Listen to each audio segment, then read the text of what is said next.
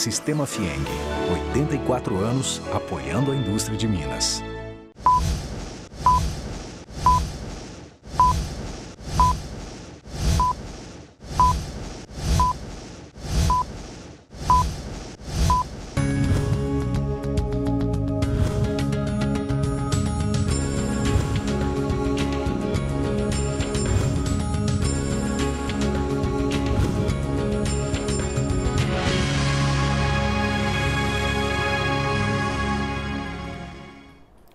Olá, tudo bem? No programa de hoje nós vamos falar sobre um assunto muito interessante e curioso, a mineração urbana. É isso mesmo, mineração urbana, conversando com o pesquisador, o professor PhD, Willer Poss. Ele é o criador de uma startup, a E-Recicla, que cuida de resíduos eletrônicos. Sr. Willer, muito obrigado pela sua presença aqui no programa. É um prazer. Sempre um prazer. O que é a mineração urbana, esse termo que agora está aí na tela, né? Nesse mundo grandão que está atrás do senhor aí, com essas conexões todas. O que é isso? João Carlos, a mineração urbana, na verdade, é o seguinte, ela não é nova. Tá? Algumas vertentes da mineração urbana são novas, por exemplo, a do resíduo eletrônico. Mas se você observar, por exemplo, o resíduo ferroso, isso, a siderurgia já usa isso há algum tempo. Tá? O alumínio, o Brasil vamos dizer assim, é o campeão mundial na reciclagem de alumínio, não é isso? Com 98% de reciclagem de alumínio. Isso é mineração urbana. Tá? Mas especificamente uma nova vertente da mineração urbana e que está chegando de uma forma avassaladora é a mineração, é o processamento de resíduos eletrônicos. Tá? E por quê? E por que está chegando dessa maneira? Porque na verdade é o seguinte, todos nós, das mais tenra idade até assim, aos centenários, vamos dizer assim, você tem dispositivos eletrônicos. Quase toda a comunicação hoje ela é feita por dispositivo eletrônico. Seja o celular, seja o telefone de casa, o telefone fixo, seja via modem, via internet, você tem todos os dispositivos, são dispositivos eletrônicos. Eu estou vendo, por exemplo, o seu caso está aí com o celular desligado, eu estou com o Smart, estou também com o mini iPad. Exatamente. Bom, essa é uma realidade, como eu disse no começo, é antiga, mas está em tela agora na área eletrônica, né? A sua empresa E-Recicla. Quando é que surgiu a ideia? Quando o senhor percebeu e viu aí que o nosso programa, ele é economia, negócios, tecnologia e inovação. Quando é que o senhor sentiu, teve esse estalo, esse faro para negócio nesta área? João Carlos, eu tive uma trajetória de academia, não é isso? Tanto nos Estados Unidos quanto no Brasil. E sempre na área ambiental. E quando passei pela academia, inclusive aqui na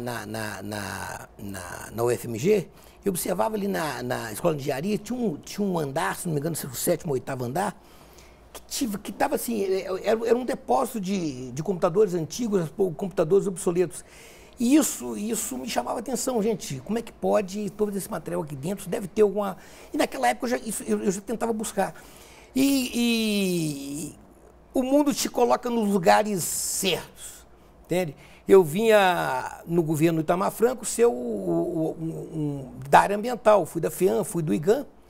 E o que ocorreu? Eu acabei vendo coisas e participando de formulações legais, vamos dizer assim, seja elas do Copan, seja elas deliberações normativas, que levavam a tentar resolver a questão do resíduo eletrônico. E já estava começando vamos dizer assim, a preocupar. Entende? Mas o que eu sempre vi é o seguinte, eu não via como resíduo eletrônico, eu via aquilo como uma commodity. Porque, na verdade, se você pega um celular hoje, eu te digo, João Carlos, uma tonelada de celular tem em média 350 gramas de ouro. Tem em média 2,5 kg, 3 kg de prata, tá? Por volta aí de uns 150 quilos de cobre, tá? 70, 80 quilos de chumbo com zinco e com estanho. Quer dizer, é uma mineração. Isso é uma verdadeira mineração. O que difere a mineração, o processamento de eletrônico do alumínio, por exemplo? O alumínio ele é exclusivo. A latinha de alumínio tem alumínio. Entendeu? A sucata ferrosa tem lá o ferro, é aquilo que eles querem tirar dele. Isso aqui não. Isso aqui é uma mistura.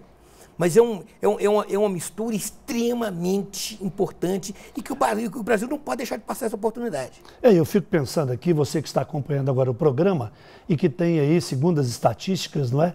Pelo menos um celular e tem mais uns 2 ou 3 aí. Aqueles que você deixou lá na gaveta, eu vou ver o que eu vou fazer com isso. E fica ou apegado a ele ou não tem onde colocar. E eu fico perguntando o seguinte, quanto é que vale um celular como esse meu? Quanto que ele tem de ouro? João Carlos, um celular tem em média 0,04 gramas de ouro. O que significa, é o que eu sempre falo com as pessoas. O valor do celular, ele está na tecnologia agregada, porque em valor de metal, o valor dele não é significativo. Entendeu? Por exemplo, um celular que vale R$1.000, você nunca vai achar R$1.000 de metais aí dentro. Tá? Um celular ele vai ter em média R$10 quando você esticar tudo, R$10 em metais aí dentro. Tá ok? Mas por isso que o celular, por exemplo, assim, ó, se ele tem utilidade maior do que a reciclagem, faça essa. Reúsa o que for. Mas se ele está na linha final dele, tá? Ele está em obsolescência, houve queda, quer dizer, aí o processamento desse metal ele é de extrema importância. E por que isso? João Carlos, imagina Belo Horizonte. Vamos contar a região metropolitana de Belo Horizonte. 5 milhões de habitantes. Ok? Existe uma tese, e ela foi feita na Universidade Federal de Minas Gerais, orientada pelo professor Rafael Tobias, e que demonstra o seguinte, que os celulares na região metropolitana de Belo Horizonte, eles estão numa proporção de 3 celulares por pessoa. Quer dizer, 3 celulares por pessoa, 5 milhões de habitantes, são 15 milhões de celulares. 1 tonelada de celular, 8 mil celulares. Significa o seguinte, nós temos em média, quer dizer, uma conta redonda, 2.000 toneladas de celulares. Quer dizer, 2.000 toneladas de celular com 350 gramas de ouro por tonelada. Gente, isso é uma mina de ouro urbana. Isso é uma mina de ouro urbana. Pois é, mas quem está acompanhando o programa, tem muita executiva, tem outros aparelhos também, né, que tem esse tipo de metal. O que fazer com eles na prática? Porque às vezes é como transformar isso em dinheiro, vamos dizer, porque aí já entra também geração de emprego e impostos que são gerados, né, senhor William Posse? João Carlos, esse é o grande dilema. Esse é o grande dilema de um projeto de reciclagem no Brasil. Isso é muito novo no Brasil. Só em 2010 o Brasil aprovou a Política Nacional de Resíduo Sólido. Tá? E a partir daí, então, começou a discussão setorial sobre como é que vai se fazer o descarte, como é que a questão da logística reversa, não é isso? Quer dizer, quando eu entrei no projeto, eu achava o seguinte, que o desenvolvimento de rotas esse seria o mais difícil. Não. Esse, para mim, foi os mais fáceis. Foi os mais fáceis. O mais difícil é a logística em si, porque, na verdade, num projeto de reciclagem, você tem vários negócios. E o primeiro negócio é a coleta. O segundo negócio, o desmonte. O terceiro negócio, o processamento. O quarto negócio, a comercialização. Então, nós temos, na verdade, uma cadeia de negócios vinculada e quando eu falo essa cadeia, ela não está vinculada só ao resíduo eletrônico, ao resíduo em geral. Nós temos que aprender a tratar resíduo não como commodity. É como commodity. Nós temos, vamos dizer assim, uma cadeia muito organizada no Brasil e que pode perfeitamente, vamos dizer assim, ser uma fonte geradora de renda para, vamos dizer assim, para todos os brasileiros. É verdade. Nós vamos agora para um pequeno intervalo e voltaremos com mais informações para você sobre o que há de riqueza mineral no seu celular ou no seu dispositivo eletrônico de uma maneira geral. Até já!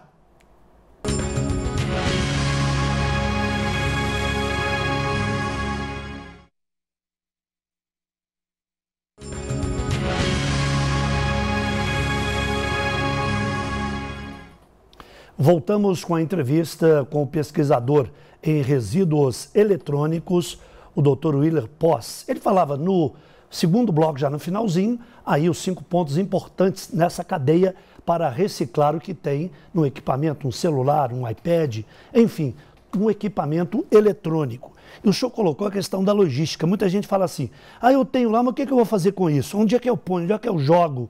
Eu deixo só na gaveta? Eu levo para onde? Já existe um planejamento estratégico para facilitar a vida das pessoas na região metropolitana, por exemplo, de Belo Horizonte, aí no interior do estado, em todo o mundo, nós estamos também na internet através bhnews.tv.br.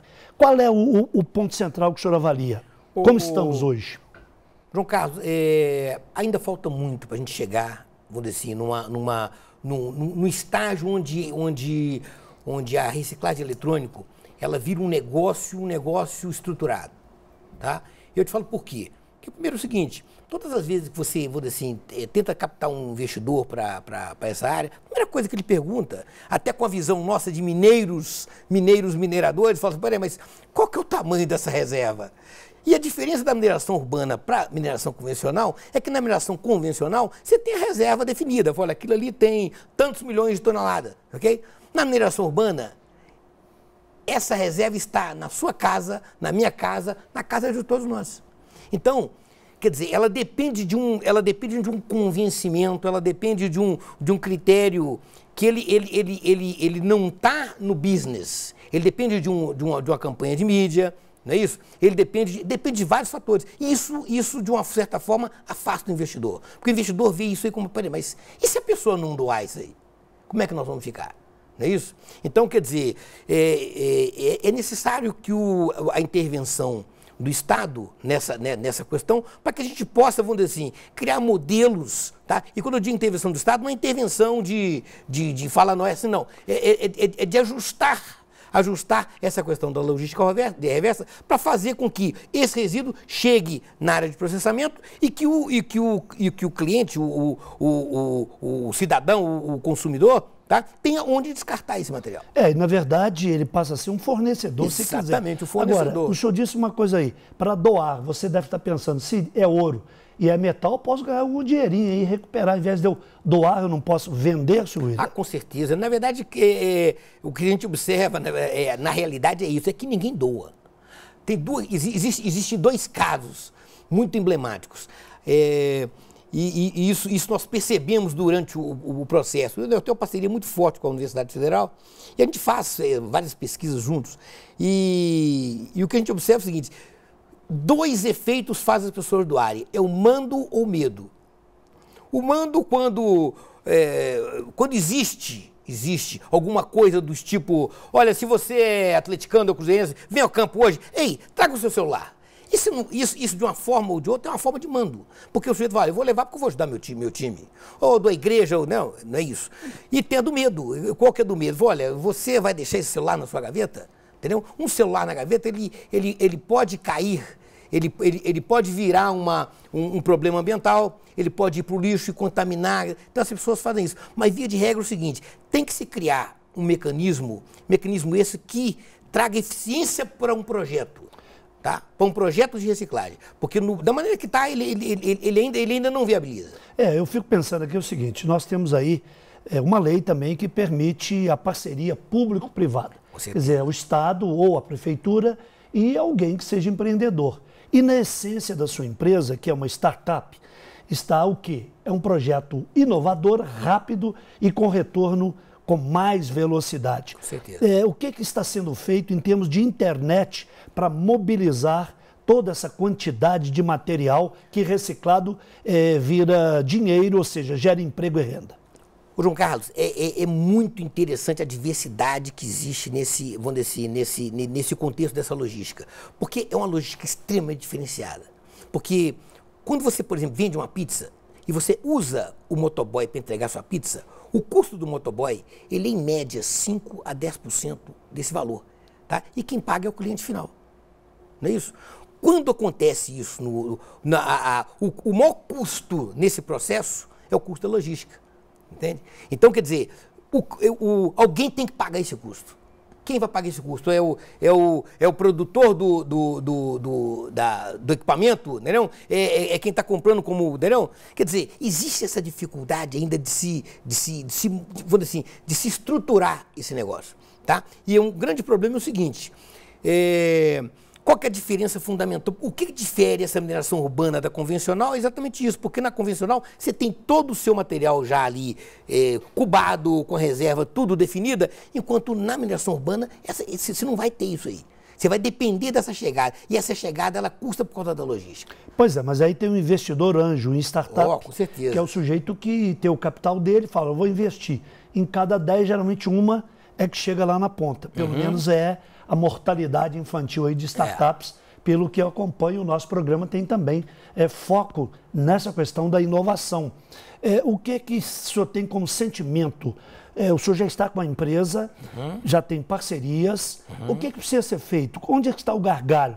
É só o dinheiro do investidor, como o senhor falou, ou também o lugar de colocar? Por exemplo, no Pátio Savassi aqui em Belo Horizonte, eu coloquei outro dia lá um computador, quer dizer, eu acabei jogando dinheiro fora, né? Sem saber. Né? Por que isso não é feito de uma outra maneira, o senhor arriscando um pouco do seu capital também? Não, pode. Na verdade, João Carlos, o que ocorre é o seguinte, eu comparo a logística como uma latinha de minhoca, vamos dizer assim. Se você abrir, elas começam a sair, você não põe para dentro mais. Então, se a gente começou uma campanha para coleta, tá? A coisa é tão avassaladora, entende? Que a gente imagina um fluxo de caixa na ordem de 5 milhões para se iniciar um projeto de reciclagem decente. Tá? Isso que eu digo é o seguinte, não é coisa para cobrir, é para cobrir o estado de Minas Gerais. Entende? Obviamente o retorno é imenso, mas aquele negócio, por ser uma coisa nova e não ter um benchmark, sabe aquele negócio? Eu te pergunto assim, ô João Carlos, vamos montar um restaurante? Falo, que modelo que você quer? Eu falo, eu quero tipo a Favorita. Aí nós vamos lá, visitamos a Favorita e sabemos como é que funciona. Não é isso? Não existe modelo para esse negócio. Não existe modelo pronto. Tá? Então, quer dizer, você tem que criar... O que a gente faz hoje é a gente faz o modelo, tá? roda a simulação, tá? E a gente tem essas margens bem definidas. E inclusive com a margem de erro caprichada. Eu digo o seguinte, as margens de retorno na reciclagem eletrônica, ela por volta de 40% a 50%. Que é uma margem excelente para qualquer negócio. Né? Mas o que ocorre? O fato de não termos ainda um benchmark, não ter um exemplo, tá? Não ter um exemplo para falar assim, peraí, deixa eu visitar uma empresa que está funcionando. Não tem. Tem uma na Bélgica, que funciona bem, tem umas 2 ou 3 na Alemanha, você tem uma nos Estados Unidos, São Francisco, tá? O Brasil não tem nenhuma, não tem ninguém que faz processamento. Quando eu digo processamento, não é logística. Porque a logística tem. Você tem empresas que fazem essa coleta no Brasil, tá? E picotam esse material e mandam para fora. Eu estou dizendo o seguinte, vamos fazer o que Minas faz. Vamos minerar a mineração urbana. Muito bem, nós vamos agora para um pequeno intervalo e continuaremos conversando com o Dr. Willer Posse sobre a mineração urbana, ou seja, a riqueza que está aí no seu aparelho eletrônico que está colocado na sua gaveta. Eu espero você. Até já.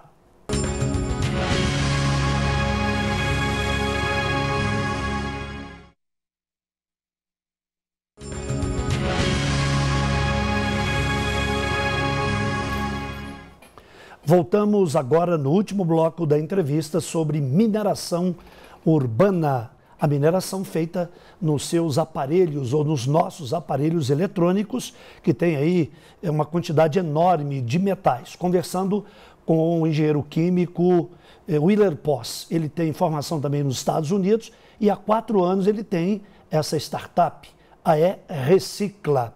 Bem, agora vamos fechar as janelas, como a gente fala, em relação ao futuro, que já é agora, só tem um jeito de prever o futuro, que eu digo aqui, é você criá-lo agora. O senhor falou dos gargalos.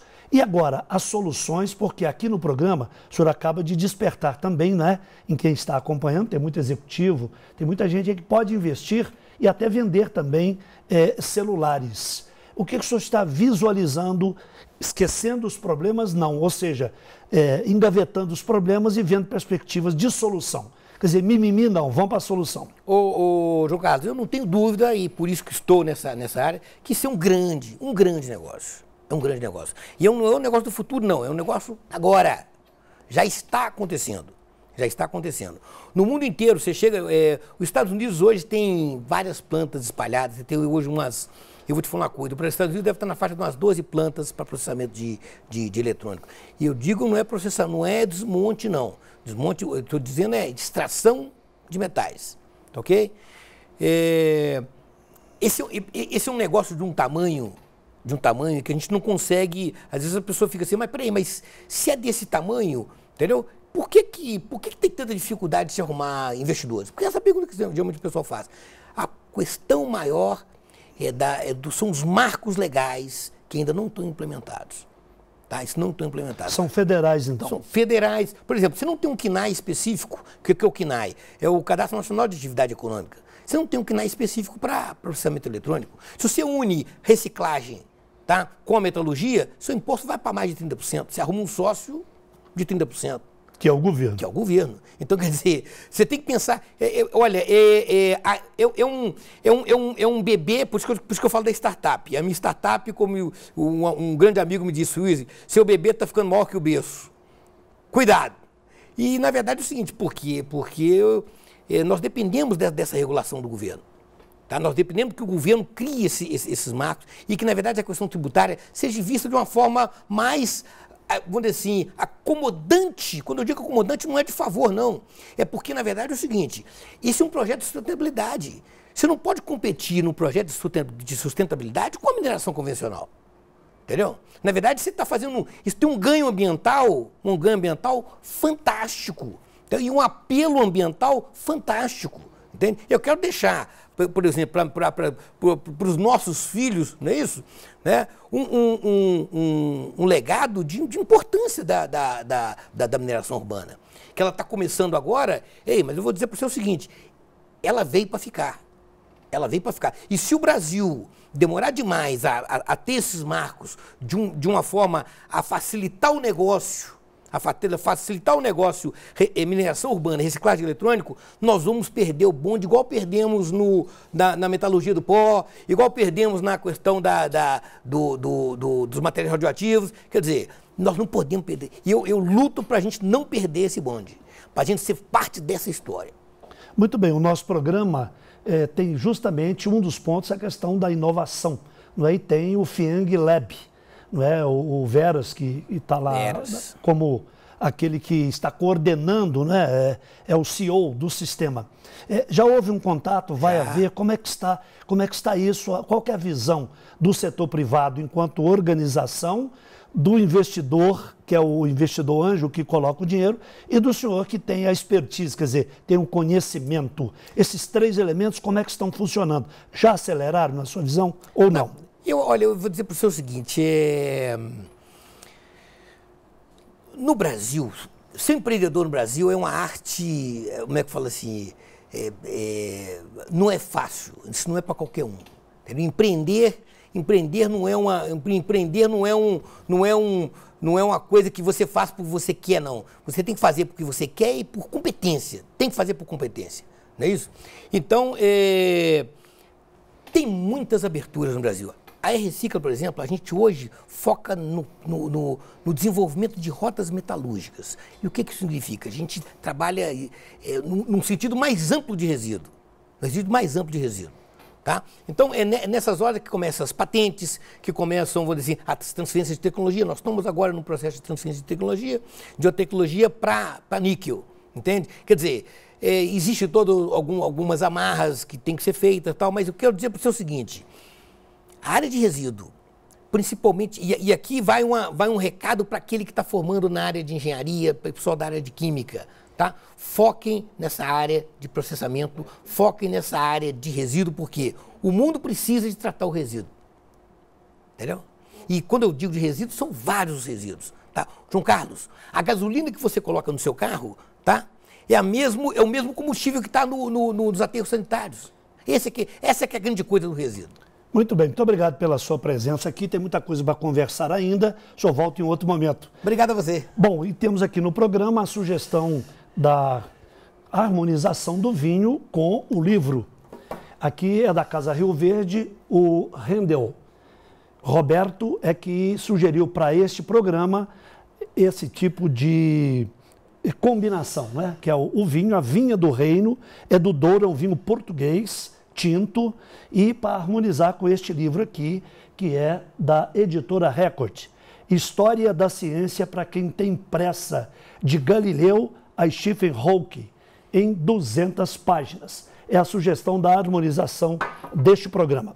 Obrigado pela sua audiência, eu espero você no próximo programa. Lembrando que você pode assistir este programa também através da internet, bhnews.tv.br, também facebook.com/JC Amaral News e colocar aí no YouTube João Carlos Amaral Entrevista. Eu espero você no próximo programa e lembre-se, só tem um jeito de prever o futuro, é criá-lo agora. Pense nisso.